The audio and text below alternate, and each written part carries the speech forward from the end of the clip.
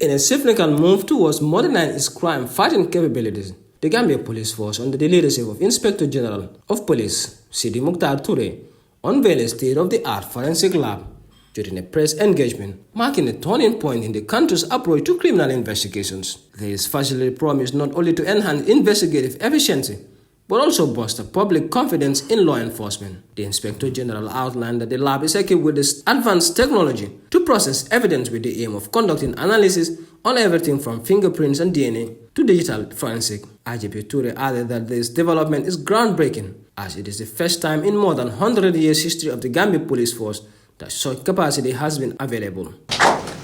This development is groundbreaking because it is the first time in more than 100-year history of Gambia Police Force that we have such capacity. Our forensic experts can now conduct forensic DNA testing and biological analysis capabilities essential for modern-day policing, gather and analyze critical forensic evidence from crime scenes, identify perpetrators of sexual assault, homicide, murder, and missing person cases. Introduction of these forensic tools will improve conviction rates and speed up resolution of criminal cases through due process. The police command believes that the establishment of a forensic lab is expected to drastically reduce the time taken to process evidence. In the past, the Gambia relied heavily on external agencies for forensic analysis, often leading to delays and unfulfilled investigations.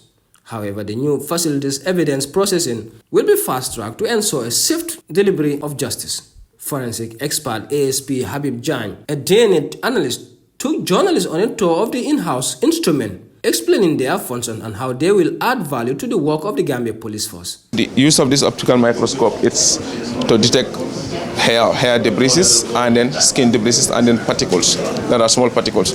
So now we can able to now do it. That's, for instance, when there's an assault or when there is a burglary, we can use the microscope and then visualize and then for us to determine. But we understand that during crime scenes, the bloods are always found dried or semi-dried. So you realize that these microscopes are able to do that's what we call the agglutinations and then the elutions methods in forensic science. On dry blood, we can able to get the suspects, that's the blood grouping. That's the first determination of differentiating the suspect and then the perpetrators. Most powerful lights in forensic science, and what happened is these ones, it's used to detect, for instance, a clean or what we call a programmed crime scene. For instance, if there's a homicide or a murder, and then it's cleaned, or the guy, the environment or the house, it's cleaned up, even with soap and everything, this light could help and then detect with the help of this luminol. So this is what we call the luminol. So, and then it helps to detect invisible blood traces. For instance, if there's a blood trace in my cloth and then I washed it, if we spray this luminol and then we're on the lights, it's going to emit the lights. That's what we call the fluorescent lights.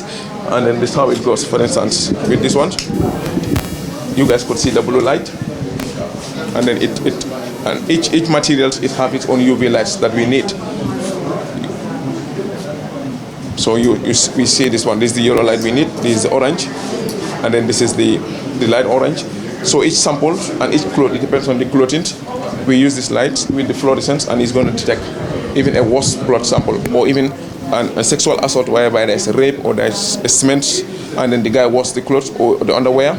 When we subject it to it, we're going to see some traces. This will add value to our crime detection, justice delivery, because when proper evidence are collected and they are less contaminated, they will be properly examined here, and that result will help in justice dispensation. Amadou Jala, a finger expert, outlined the different kits used to process samples and determine evidence for various crimes. So with the help of this material, with the help of this instrument, we will be able to know, whether it is a fake document or, of course, it is authentic document.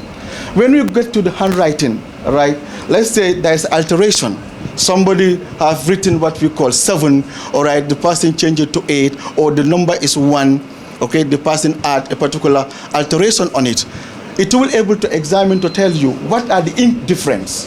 This is what we call VSC 80, It is an instrument that is actually used, to examine document.